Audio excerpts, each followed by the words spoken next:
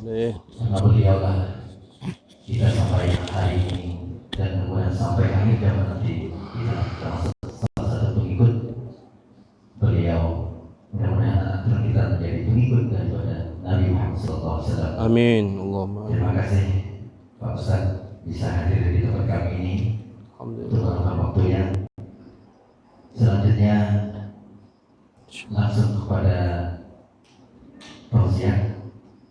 Mudah-mudahan apa yang dia sampaikan bisa memberi pencerahan kepada kita, bisa kita amalkan apa yang beliau sampaikan, dan mudah-mudahan oleh Allah Ta'ala karena kumpul di majelis yang sangat mulia ini. Mungkin itu saja sambutan dari kami. Mohon maaf apabila dalam sambutan ini terdapat kekurangan. Kami akhiri. Assalamualaikum warahmatullahi wabarakatuh. Waalaikumsalam. Allahumma shalli ala sayyidina Muhammad. Al-ukhuwah. Al-ukhuwah. Masya Allah. Assalamualaikum warahmatullahi wabarakatuh. Alhamdulillahi rabbil alamin alladzi arsala rasulahu bil huda wa dinil haqq liyudhhirahu 'ala ad-din kullih wa kafa billahi shahida. Asyhadu an la ilaha illallah wahdahu la syarika lah wa nashhadu anna sayyidina wa habibana wa syafi'ana Muhammadan 'abduhu wa rasuluh la nabiyya ba'dahu. Allahumma salli wa sallim wa karim ala sayyidina wa maulana Muhammadin wa ala ali sayyidina Muhammad wa sallam tasliman katsiran katsiran amma ba'd. فقد قال تبارك وتعالى أعوذ بالله من الشيطان الرجيم بسم الله الرحمن الرحيم استغفروا ربكم إنه كان غفارا يرسل السماء عليكم مدرارا ويمددكم بأموال وبنين ويجعل لكم جنات ويجعل لكم أنهارا. وقال نبينا محمد صلى الله عليه وسلم مكتوب حول العرش قبل يخلق الدنيا ب4,000 عام وإني لغفار لمن تاب وآمن وعمل صالحا ثم اهتدى.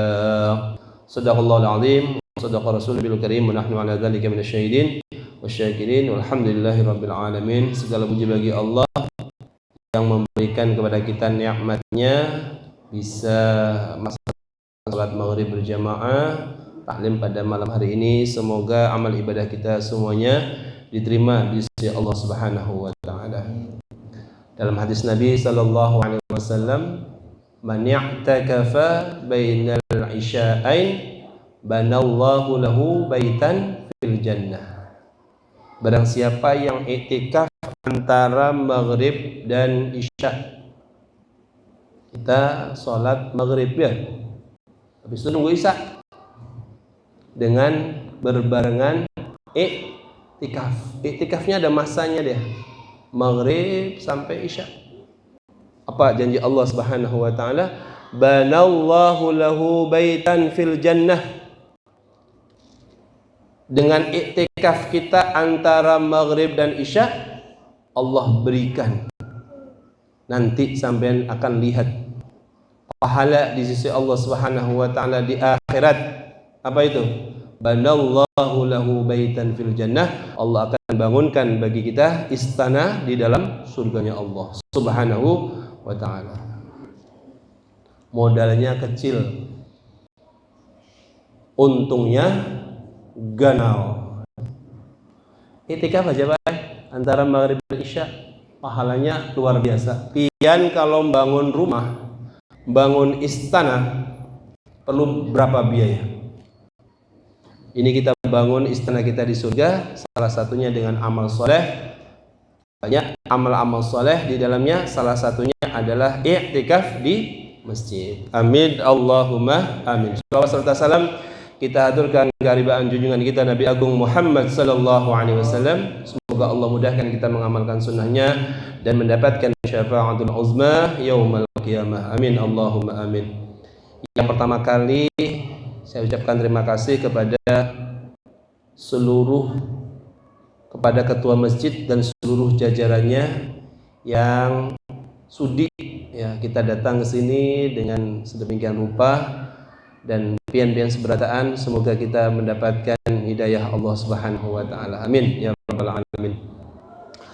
Pada kesempatan malam hari ini, tema kita di dalam kitab Nasaihul Ibad. Rasulullah sallallahu alaihi wasallam beliau menyatakan, la yu'tillahu li ahadin khamsan illa wa qad a'adda lahu khamsan ukhra. Tidaklah Allah Subhanahu wa taala memberikan kepada seorang 5 perkara kecuali Allah Subhanahu wa taala memberikan kepadanya 5 perkara. Janji Allah dalam 5 perkara kalau kita punya 5 perkara. Kita di dunia ini baik, ada banyak janji Allah Subhanahu wa taala. Ketetapan Allah. Ada kalanya kita ada paham. Ketetapan Allah Subhanahu wa taala untuk kita itu banyak. Ada orang dulunya lari kencang, matanya terang, telinganya awas. Lama tuha. Lari manggah. Telinga agak budek sedikit. Mata kabur. Jalan tetati-tati. Itu merupakan janji daripada Allah Subhanahu wa taala. Mana janji Allah? Lihat dalam Al-Qur'an. Yang sering baca tapi belum paham tentang artinya sebagian kita. Wa man nu'ammirhu naqishu fil khalq afala ta'qilun. Dalam surah Yasin. Pian baca itu. Ibu-ibu sering baca kan Ibu ya?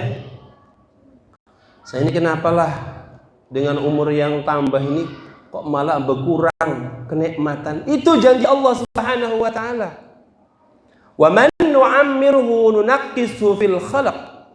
Barang siapa yang aku berikan tambahan umurnya, wa man nu'ammirhu, siapa orang yang kutambahkan umurnya, nunaqqisu fil khalq, kami akan kurangkan kepadanya di dalam kejadian tubuhnya. Yang tadi itu loh, berkurang. Tambahnya umur kok tambah berkurang kesehatannya, tambah kurang nikmatnya. Itu merupakan janji daripada Allah Subhanahu wa taala. Sudah suratan takdir kita. Siapa yang bisa mengelak? Tidak ada ya. Orang dulunya gagah langsung loyo. Dulu cantik, kembang desa, sekarang dulu imut-imut, sekarang apa? Amit-amit. Bisa. Janji Allah Subhanahu wa taala itu sudah. Ada janji Allah Subhanahu wa taala yang pasti datang lagi kepada kita. Kullu nafsin dha'iqatul maut. Semua kita akan mati. Itu janji Allah. Ada janji Allah Subhanahu wa taala 5 perkara ketika kita memiliki 5 perkara. Apa saja itu? Yang pertama, la yu'tillahu subhanahu wa ta'ala asyukra illa waqad a'adda lahu ziyadah. Tidaklah Allah Subhanahu wa ta'ala berikan kepada seorang hamba rasa syukur atas segala nikmat Allah Subhanahu wa ta'ala, kecuali Allah sudah siapkan kepadanya tambahnya nikmat tersebut. Kalau pian nih bersyukur kepada Allah, janjinya Allah apa? Akan ditambah. La in syakartum la azidannakum wa la in kafartum inna 'adzabi lasyadid. Itu ayat yang sangat fenomenal yang sering disampaikan, betul tidak? Nah, ketika seorang bersyukur kepada Allah Subhanahu wa taala, kesyukuran itu wa may yashkur fa innama yashkuru li nafsihi. Barang siapa yang bersyukur kepada Allah Subhanahu wa taala, maka kesyukuran itu hakikatnya adalah dirinya sendiri. Bersyukur ini Pak wajib untuk kita atas segala nikmat. Di dalam hadis Nabi kita Muhammad sallallahu alaihi wasallam, di dalam tubuh manusia itu ada 360 persendian, yang mana setiap sendi itu menuntut kepada kita untuk kita bersyukur kepada Allah Subhanahu wa taala. Sampai nanti kasih sendi. Nih, kita punya jari-jari, ini persendian bisa gerak gini, Pak. Kalau lurus gini tok gitu. Karena diberikan sendi bisa bergerak. Ini sendi namanya, berapa jumlahnya? 360 persendian. Bersyukur kepada Allah Subhanahu wa taala, semuanya persendian menuntut kepada kita orang yang memilikinya untuk disedekahi. Sedekah. Gimana sedekahnya? Dengan berbagai macam amalan. Sedekah berupa harta bisa, berupa amaliyah bisa, minimal kata Nabi itu bisa terbayarkan dengan 2 rakaat sholat duha. Ini 2 rakaat sholat duha itu membayar rasa syukur kita kepada Allah, nikmatnya persendian kita. Ada kalanya persendian ini nyeri, asam urat tinggi, betul gak ada? Sakitnya ini. Atau kaki, persendian di jari-jari, ya Allah, luar biasa. Kalau sudah sakit Pak, ini bisa membakar kita, bisa membuat kita sakit, luar biasa. Tapi ketika kita memberikan peredamnya apa? Amal-amal soleh, salah satunya adalah dengan sedekah dan ditutup dengan sholat duha. Barang siapa yang ingkar kepada Allah Subhanahu wa taala segala nikmatnya, wala in kafartum inna azabi lasyadid.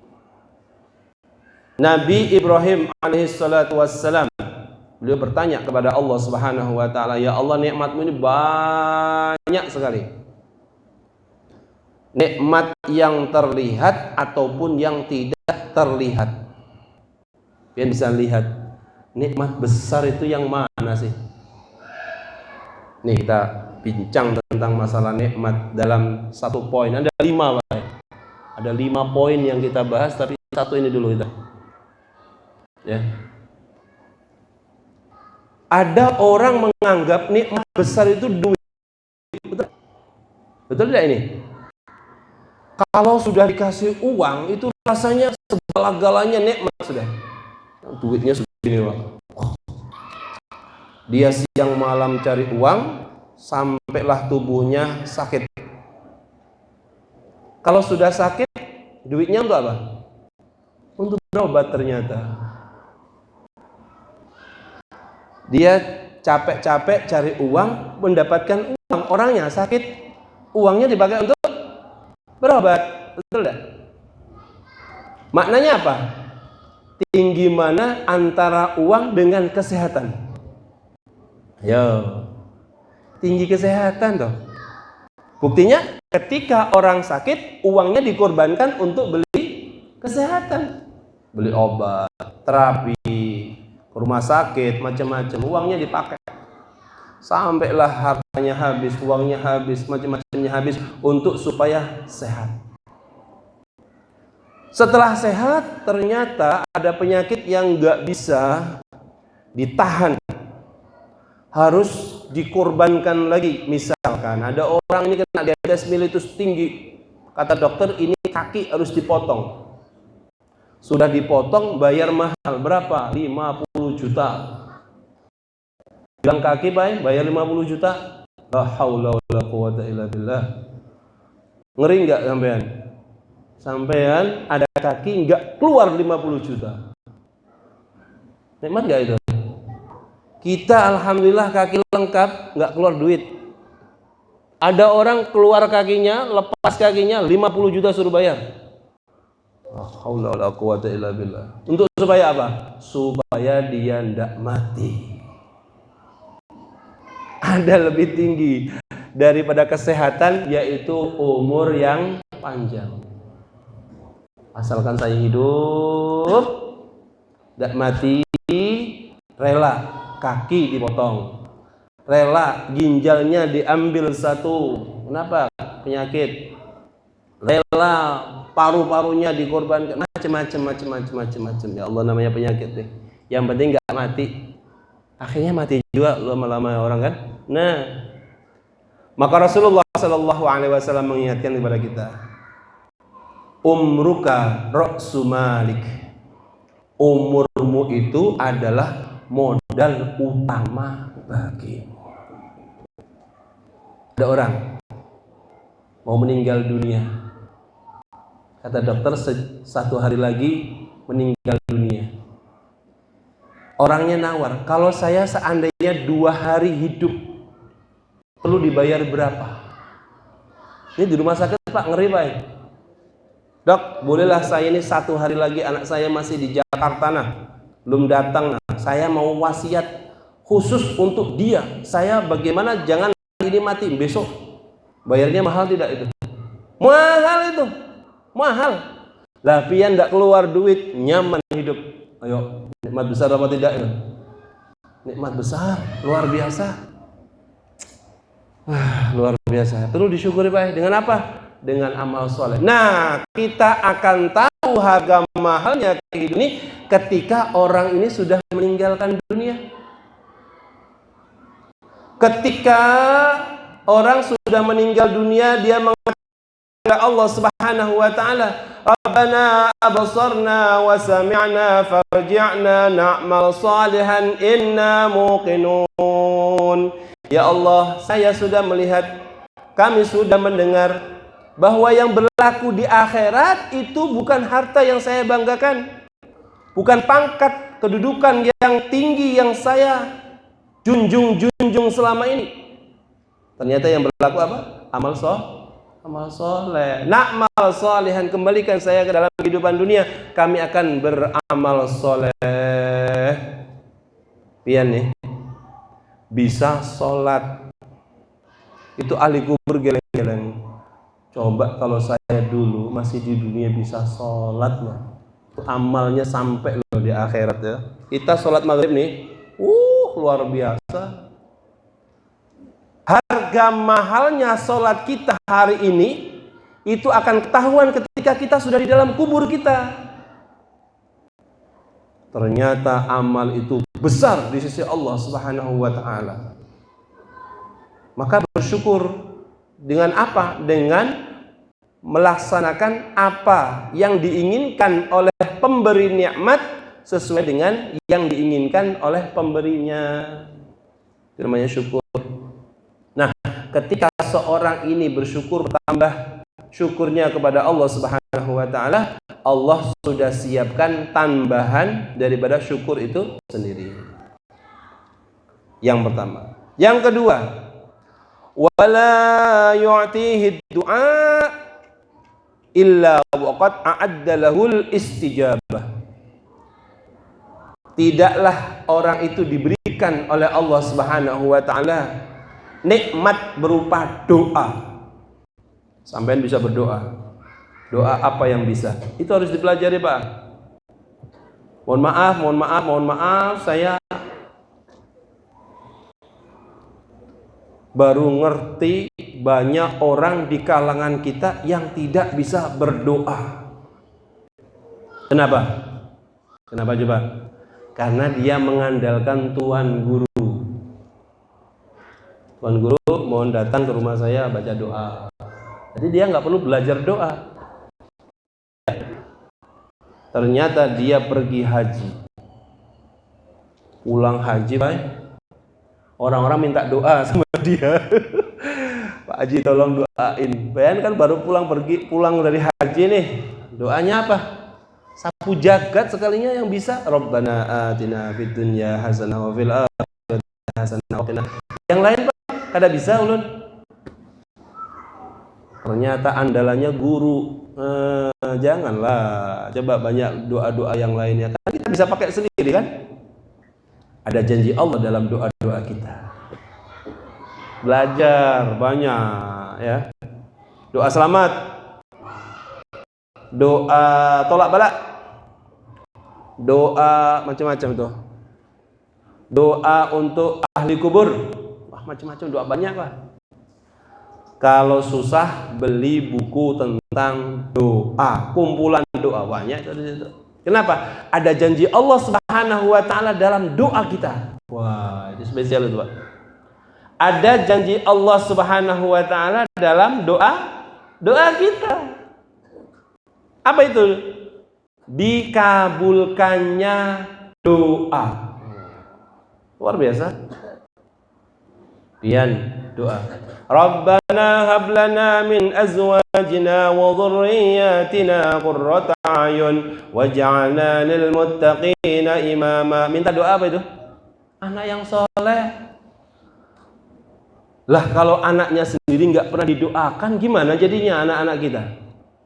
Mohon maaf, anak yang didoakan saja bisa meleset loh.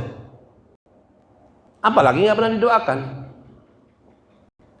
Saya ngajar di pondok, itu beda, Pak. Anak-anak yang didoakan sama orang tuanya dengan anak-anak yang tidak didoakan orang tuanya beda dalam pertumbuhan belajarnya. Ada orang tuanya itu nggak pernah doa untuk anaknya. Ya sejadi-jadinya itu bang sudah. Gimana Ustadz anak saya perkembangannya? Alhamdulillah belum hafal-hafal Qur'annya. Gimana ini?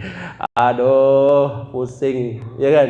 Nah anak kita ini tumbuh berkembang baik itu salah satunya dengan doa-doa kita. Dikabulkannya doa-doa kita. Contohnya siapa? Nabi Ibrahim alaihissalatu wassalam doa kepada Allah Subhanahu wa taala supaya di Mekah, di Ka'bah, di Bakkah ada seorang nabi dan rasul yang diutus oleh Allah Subhanahu wa taala untuk seluruh umat manusia. Dikabulkan sama Allah. Berapa lama? Ribuan tahun. Ribuan tahun, tapi ketetapan dikabulkannya doa sudah dijanji sama Allah. Nah gitu. Tidak juga Bang, kita ini doa langsung bim salabim. Wah, langsung doa, rezeki langsung turun. Tidak.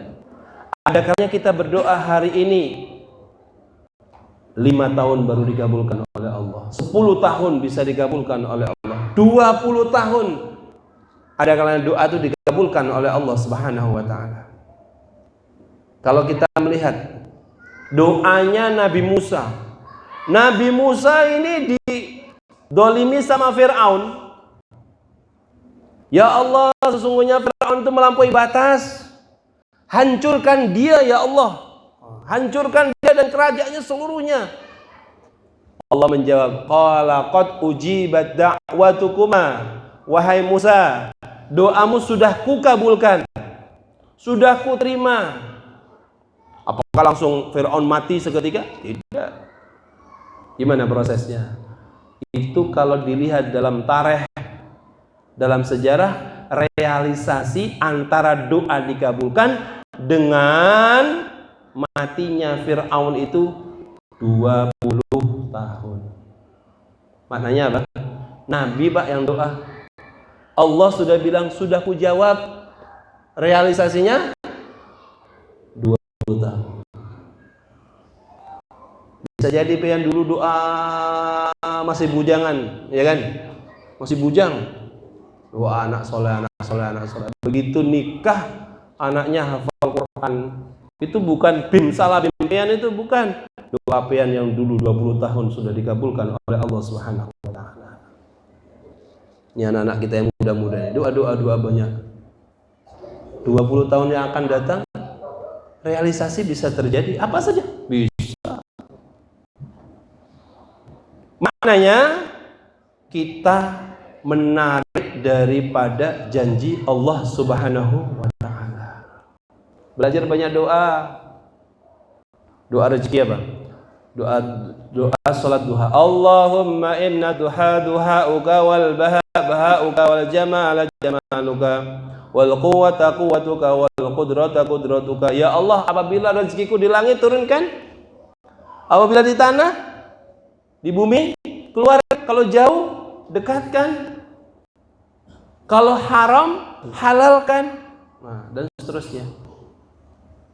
Apakah realisasi langsung? Nah, tunggu, adalah masanya, ya kan? Realisasi itu ada. Yang penting pengen doa. Orang yang menanam ada harapan untuk memanen, betul ya? Ini nanam tidak mau, harapanen apa yang dipanen? Nah, kayak gitulah. Yang penting ada kita menarik daripada janji Allah Subhanahu wa ta'ala. Janji Allah itu pasti, lebih pasti daripada terbitnya matahari di pagi hari. Karena suatu saat matahari itu akan terbit di ufuk barat. Janji Allah lebih pasti daripada terbitnya matahari di pagi hari dari ufuk timur. Itu yang kedua. Kemudian yang ketiga, wala yu'tihi du'a wala yu'tihi istighfar illa waqad a'adda lahul ghufran. Tidaklah seorang diberikan oleh Allah Subhanahu wa taala nikmat berupa istighfar. Pian ini bisa istighfar itu nikmat daripada Allah, pemberian Allah murni. Karena tidak semua orang bisa istighfar. Oh, kan gampang Ustaz, astagfirullahaladzim. Iya, tapi merasa dirinya salah itu nggak mudah. Dia mau istighfar, astagfirullah, malas dia. Kenapa? Rasa-rasanya saya nggak punya dosa. Masya Allah, rasa-rasanya nggak punya dosa. Hebat nih. Kita kasih tahu. Ada istighfar itu bukan karena dosa. Ya, istighfar itu bukan mesti karena dosa. Yang pertama memang karena dosa. Yang kedua itu karena cinta. Di dalam hadis Nabi kita Muhammad sallallahu alaihi wasallam, Nabi menyatakan, wallahi inni la astaghfirullah fil yaum 70 marrah. Demi Allah, kata Nabi, aku beristighfar kepada Allah Subhanahu wa taala setiap hari 70 kali. Saya mau nanya, Nabi itu berdosa enggak? Enggak. Bahkan dosa yang lalu yang akan datang kalaupun ada sudah diampuni oleh Allah Subhanahu wa taala. Nabi itu kenapa kok istighfar? Istighfarnya karena cinta.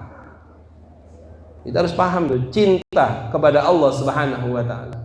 Orang cinta ini Pak merasanya kurang. Pernah rasa cinta belum?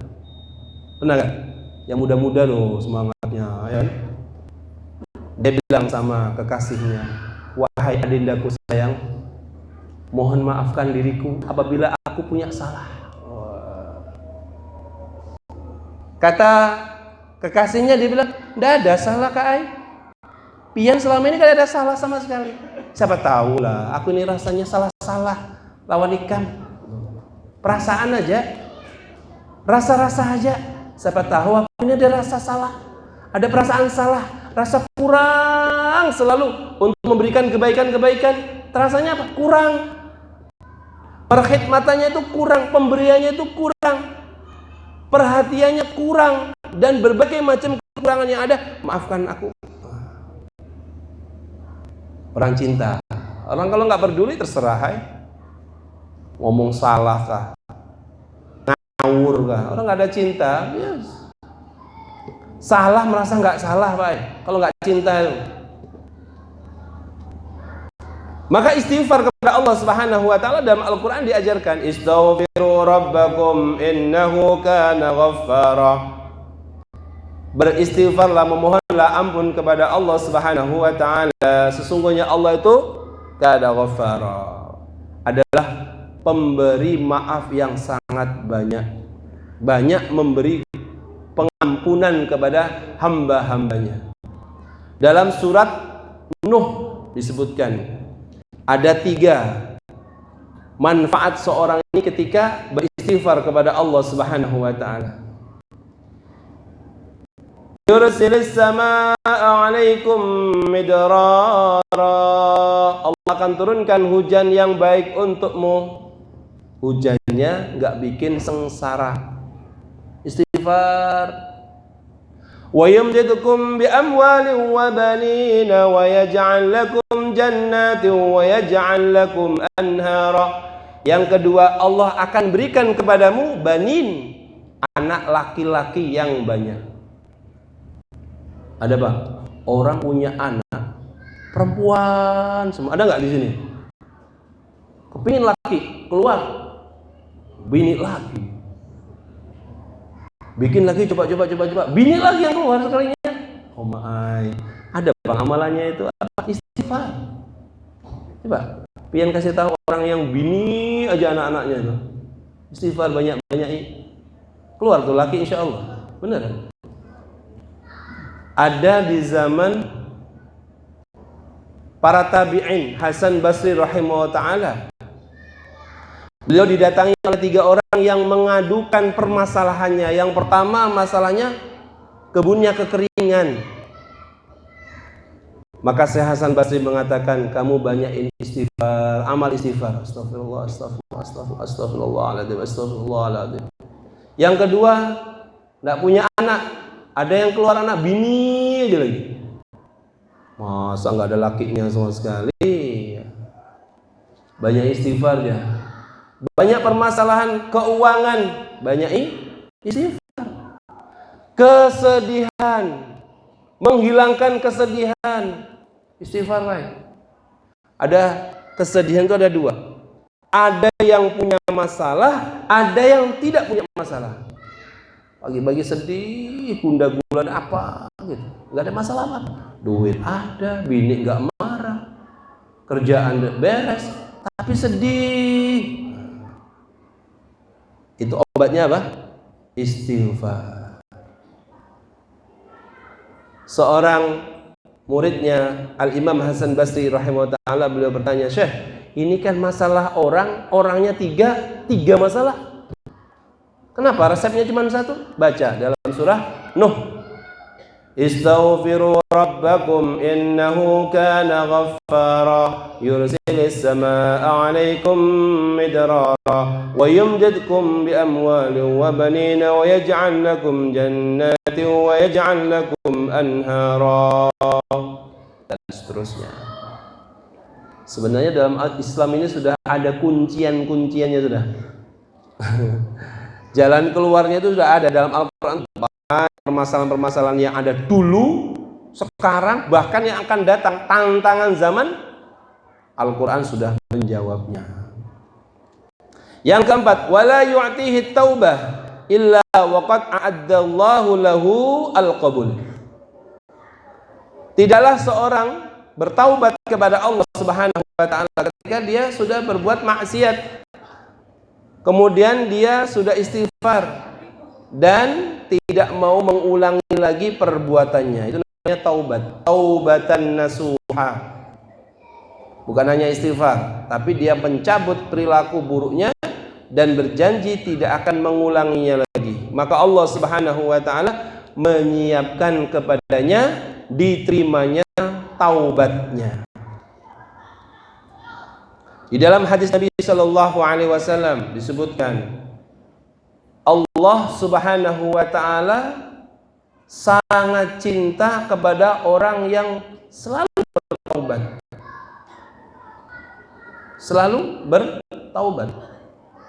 Lebih senang daripada seorang yang membawa keledainya atau tunggangannya, bersamanya minumannya, makanannya, berjalan di padang pasir yang luas, gurun Sahara, panas terik, kemudian dia berhenti di bawah sebatang pohon, kemudian dia tertidur di bawah pohon tersebut. Ketika dia bangun, ternyata hewannya hilang. minuman makanannya nggak ada. Kanan kiri depan belakang nggak ada apa-apa. Jauh nggak ada apa-apa. Panas, waduh, haus. Makanannya dibawa oleh binatang tersebut, tunggangannya tadi, kudanya atau keledainya. Maka dia menunggu sisa-sisa masanya dalam kehausan dan kelaparan, nunggu mati. Bisa kita bayangkan ilustrasinya itu. Nabi menceritakan perkara ini loh. Orang jalan jauh di padang Sahara, padang pasir, panas terik, bersama dengan makanannya, minumannya, hewan tunggangannya. Ternyata ketika dia tertidur, hilang itu semua. Sampailah dia menunggu ajal kematiannya. Sudah di sini sudah. Kepanasan, kehausan, kelaparan, lemes badannya. Di sana jauh, nggak bisa dimintain tolong. Sampailah dia tertidur lagi. Begitu bangun, ternyata kudanya ada di sebelahnya. Makanannya ada, minumannya ada bersamanya. Senang enggak orang ini? Ini sudah mau mati loh. Ternyata kembali lagi. Sampailah dia mengatakan, "Ya Allah, aku ini adalah Tuhanmu dan Engkau adalah hambaku." Omongannya ini benar apa salah? Salah ya? Salah lah. "Ya Allah, aku ini Tuhanmu dan Engkau adalah hambaku." Dia tersalah dalam pembicaraannya saking senangnya. Saking senangnya. Banyak Pak orang saking senang itu bisa belepotan ngomongnya itu. Belum benar kan? Nah, ini hadis Nabi Shallallahu Alaihi Wasallam. Maknanya apa? Ketika seorang hamba taubat kepada Allah Subhanahu Wa Taala, Allah mengatakan, "Wahai hambaku, berapapun banyaknya dosa yang pernah kau lakukan, sampailah langit terpenuhi dengan seluruh dosa-dosamu, asalkan engkau tidak menyekutukan aku dengan sesuatu apapun juga, aku akan ampuni semua dosamu dan aku tidak peduli dengan segala sesuatu yang ada." Mantap nggak itu? Mantap ya? Wah, ini hadis Rasulullah Sallallahu Alaihi Wasallam tentang orang yang bertaubat kepada Allah Subhanahu Wa Taala. Orang yang bertaubat kepada Allah, at-taib kaman la dzambalah. Orang yang bertaubat kepada Allah Subhanahu Wa Taala itu seperti orang yang tidak pernah berbuat dosa sama sekali. Kaman la dzambalah. Kalau kita bertobat kepada Allah Subhanahu Wa Taala, jangan khawatir. Diterima enggak? Diterima enggak? Diterima. Itu menarik kecintaan Allah Subhanahu Wa Taala kepada kita. Sampailah dalam Al-Quran nih, Allah menyebutkan orang yang bertaubat kepada Allah dari segala macam dosa-dosanya. Allah menyatakan gimana? Ayat, "Qul ya ibadiyalladzina asrafu ala anfusihim la taqnatu min rahmatillah innallaha yaghfiru dzunuba jami'a innahu huwal ghafurur rahim." Katakanlah wahai Muhammad, ya ibadi, wahai hamba-hambaku, alladzina asrafu ala anfusihim, orang yang melampaui batas dalam perbuatannya. Sudah kayak bukan orang lagi, berzina sekian kali, membunuh orang sekian banyak, minum khamr sekian liter, apalagi dah, judi miliaran, jutaan sudah habis hartanya, apalagi dosa-dosa besar. La taqnatu min rahmatillah, janganlah kamu berputus asa daripada rahmat Allah Subhanahu wa Ta'ala. Luar biasa. Innallaha yaghfiru dzunuba jami'a, sesungguhnya Allah Subhanahu wa Ta'ala mengampuni seluruh dosa. Tidak ada dosa yang tidak diampuni oleh Allah Subhanahu wa taala. Semuanya. Kalau bukan Allah yang mengampuni, siapa lagi? Betul enggak? Ada, Pak? Ada di zaman bahari itu orang menyebut berhala. Ada berhala, dia sebut, dia minta, ya sonam, ya sonam, ya sonam. Maknanya, wahai berhala, wahai berhala, wahai berhala, wahai berhala, wahai berhala, ya sonam, gitu dia bilang. Dia minta sama berhalanya. Lama, kayak kita berzikir loh. Ya Allah, ya Allah, ya Allah, begitu kan? Dia bilangnya, ya sonam, ya sonam, ya sonam. Nah, salah sebut sekali, ya somad. Panggil ya somad dia. Jadi ya sonam, ya somad. Wahai zat yang dimintain atasnya segala sesuatu, langsung kabulkan oleh Allah Subhanahu wa taala permintaannya. Kamu minta apa? Dikasih sama Allah. Malaikat protes. Malaikat protes, Pak. Dalam hadis nih. Ya Allah, dia menyebut sonam, berhalanya banyak. Menyebut nama engkau sedikit aja. Ya somad, ya somad. Harusnya dia kan ya sonam. Dia tersalah itu ngomong. Kata Allah apa? Kalau bukan aku yang mengabulkan doa, siapa lagi? Tidak. Kalau bukan aku yang mengabulkan doa, siapa lagi? Jangan khawatirlah. Kita punya Tuhan, Allah Subhanahu wa taala, yang mengabulkan doa-doa. Siapa lagi kalau bukan aku, kata Allah. Orang tersalah baik nyebut, salah sebut aja dikabulkan, diampuni dosanya, apalagi kita betul-betul. Nah, begitu. Yang terakhir, wala yu'tihi shadaqah illa waqad a'adda lahu taqabbul.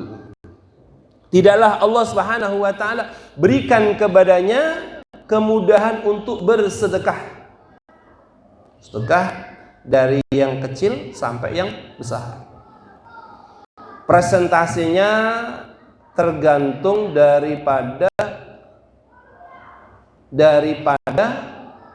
kepemilikan orang. Dan orang bisa bersedekah itu merupakan pemberian nikmat daripada Allah Subhanahu wa taala. Ada orang mau bersedekah, itu nikmat. Kita enggak mau mengeluarkan. Kenapa? Tantangannya orang sedekah itu luar biasa, Pak. Tantangannya apa? Iman. Takwa. Ketakwaan seorang diukur dari mana? Salah satunya mengeluarkan wa mimma razaqnahum yunfikun. Dia menginfakkan hartanya. Dia bisa sholat, bisa puasa. Kalau sedekah, tunggu dulu. Bisa. Ada kalanya sedekah sedikit mengalahkan sedekah yang banyak. Contoh, sampean ada orang, ini ada orang dua, punya uang 1 juta. Dia keluarkan uangnya 500.000. Berapa persen? 50%. Betul ya? Ada orang punya uang 10 miliar. Dia keluarkan 1 juta. Berapa persen? Berapa persen Ustaz? 10 miliar. Belum hitung-hitungan kapian ini. 0,10%, ya kan? Ini tadi berapa? 50%. Ini gede loh ini. 10 miliar ngeluarin 1 juta. Ini 1 juta ngeluarin 500.000. Gedenya mana? Kalau presentasinya dia harusnya, kalau 50% sama 50%, kalau 10 miliar berapa? 5 miliar. Wah, gede deh. Mananya apa? Allah Subhanahu wa taala menerima nilai daripada sedekahnya dari yang sekecilnya sampai yang sebesar-besarnya. Ada ayat yang agak tidak masuk akal dalam jawaban sebagian orang, tapi ini luar biasa. Wa man qudira alaihi rizquhu falyunfiq mimma ataahu Allah. Barang siapa yang disempitkan rizkinya oleh Allah Subhanahu wa taala, falyunfiq mimma ataahu Allah, maka hendaklah dia sedekahkan, infakkan sebagian yang Allah Subhanahu wa taala berikan kepadanya. Masuk akal tidak, teman-teman? Saya ulangi, barang siapa yang disempitkan rizkinya oleh Allah Subhanahu wa taala, maka hendaklah dia menginfakkan sebagian hartanya di jalan Allah. Kayak nggak masuk akal ya? Rezekinya sempit, suruh sedekah. Masuk nggak? Harusnya kan seorang yang banyak rezekinya infakkan di jalan Allah. Cocok itu kayak maksudnya. Maknanya apa ini? Orang yang disempitkan rezekinya saja suruh sedekah, apalagi luaskan rezekinya. Ada kalanya dia disempitkan oleh Allah Subhanahu wa taala. Ada kunci pembukanya di dalam rezeki yang sedikit nih. Dia sedikit disedekahkan, ada sedikit disedekahkan. Ternyata dia membuka gudang khazanah Allah Subhanahu wa taala yang begitu sangat luar biasa. Guru-guru kita mengajarkan, kalau kamu lagi kesempitan, permasalahan kamu pelik banget, solusinya adalah menyedekahkan sebagian harta itu untuk membuka penyelesaian masalah-masalah kita. Perlu dicoba itu. Nah, ini ayat ini bukan main-main, luar biasa. Wa man qadira alaihi rizquhu falyunfiq mimma ataahu Allah. Ini waktunya terbatas ya. Kalau saya bahas ini panjang urusannya. Nah, iya, panjang dia. Jadi Allah Subhanahu wa taala memberikan janji bagaimana ketika seorang itu sedekah, Allah Subhanahu wa taala sudah siapkan khasiat daripada sedekah itu sendiri. As-shadaqatu sirri tudfi'u ghadabar rabbi. Sedekah yang rahasia itu akan mematikan kemurkaan Allah Subhanahu wa taala. Ada sedekah ya. Sedekah itu mencegah daripada kematian yang buruk dan macam-macam banyak. Sampai ingin tahu manfaat sedekah, klik manfaat sedekah. Wah, oh, ternyata ketika kita mengamalkannya ada janji Allah Subhanahu wa taala ada di dalamnya. Wallahu a'lam. Maka ini ada janji Allah Subhanahu wa taala begitu banyak kepada kita, sebagaimana Allah menyatakan, "Uzkuruni azkurkum." Kamu berzikir kepadaku, aku akan ingat kepadamu. Kamu ingat kepadaku, niscaya aku akan ingat kepadamu. Begitulah janji Allah Subhanahu wa taala. Moga-moga Allah mudahkan kepada kita mengamalkan ya berbagai amalan-amalan ini, yang mana semuanya itu akan menarik janji Allah Subhanahu wa taala untuk kehidupan kita, manfaat fid din wad dunya wal akhirah. Amin. Allahumma amin. Al-Fatihah. A'udzu billahi minasyaitonir rajim. Bismillahirrahmanirrahim. Alhamdulillahirabbil alamin. Arrahmanir rahim. Maliki yaumiddin. Iyyaka na'budu wa iyyaka nasta'in. Ihdinas siratal mustaqim. Shiratal ladzina an'amta 'alaihim ghairil maghdubi 'alaihim waladdallin. Amin. Amin ya Allah ya rabbal alamin. Bismillahirrahmanirrahim. Allahumma salli wa sallim barik ala sayyidina Muhammad bil awwalin wa salli wa sallim barik ala sayyidina Muhammad bil akhirin wa sallim radhiyallahu tabaraka wa ta'ala an sayyidina sayyidina Rasulillah ajma'in. Allahumma nawwir qulubana bi nuri hidayatika kama nawwartal arda bi nuri syamsika wa qamarika abadan abada. Allahumma arzuqna fahman nabiyyin wa hifdzal mursalin wa ilhamal malaikatil muqarrabin wa sallallahu ala sayyidina Muhammadin wa ala alihi wa sahbihi ajma'in walhamdulillahi rabbil alamin. Kurang lebihnya mohon dimaafkan. Wallahul muwaffiq ila aqwamit thoriq. Wassalamualaikum warahmatullahi wabarakatuh.